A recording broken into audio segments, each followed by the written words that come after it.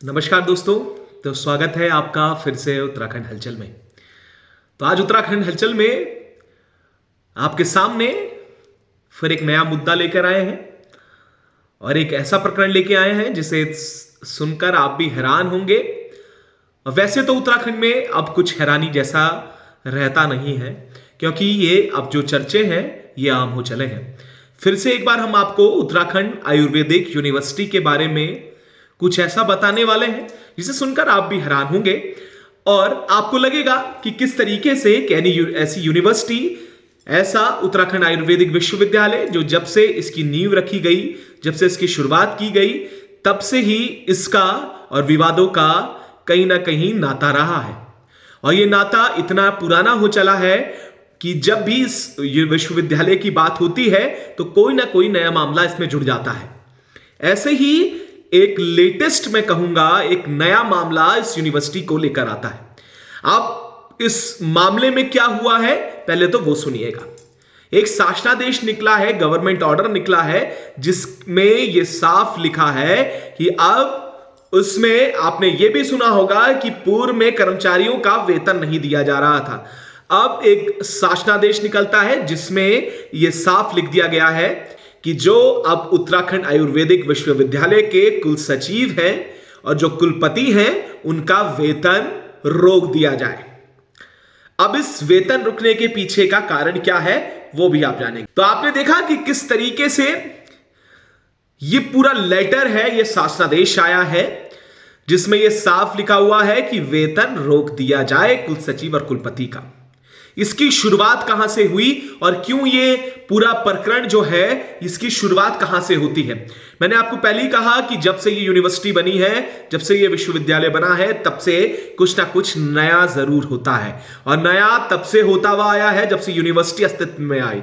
उसके साथ साथ कई चीजें यूनिवर्सिटी बेबाकी से करती रही और सीधे तौर पर आखिर संरक्षण किसका था, ये सवाल उठते रहे।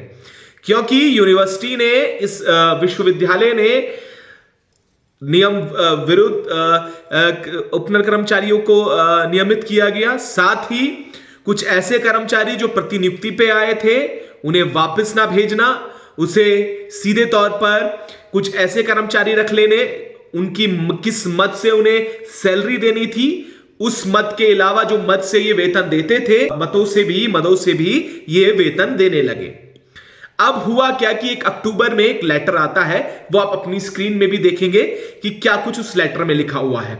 मैं भी आपको उस लेटर की जो आप देख रहे हैं वो अपनी स्क्रीन पर आप देख रहे हैं, मैं आपको उसके साथ साथ पढ़ के भी बता देता हूं। एक लेटर 25 अक्टूबर को 2024 में आता है जिसमें यह साफ लिखा जाता है कि विश्वविद्यालय ने कुछ धनराशि सहायक अनुदान मांगा है वित्तीय वर्ष के लिए 2024-25 के लिए, जिसमें 50 करोड़ के सापेक्ष द्वितीय किस्त के रूप में जो अवशेष है, मतलब जो बचा हुआ है 24 करोड़ रुपए के आसपास, वो देने का अनुरोध किया है। पर शासनादेश में यह लिखा गया था कि एक बैठक बुलाई गई थी जिसमें एक स्पेशल ऑडिट की बात की गई थी। उसके साथ साथ यह भी कहा गया था जिन लोगों को नियम विरुद्ध वित्तीय लाभ दिया गया है उनसे वसूली की जाए। उसके बाद तीसरी चीज यह भी लिखी गई थी, जिन अधिकारियों ने, जिन कर्मचारियों ने नियम विरुद्ध है कि जो नियुक्तियां की गई है, जो नियम विरुद्ध नियुक्तियां की गई है, ऐसे कर्मचारियों को, ऐसे अधिकारियों को भी आपको पहचानना है, आपको वो नाम शासन को देने हैं। उसके बाद ये भी पॉइंट था इसमें कि जो वित्तीय लाभ मिला है, जो अधिकारी इसमें जिम्मेदार है, उनसे ये वसूली की जाए।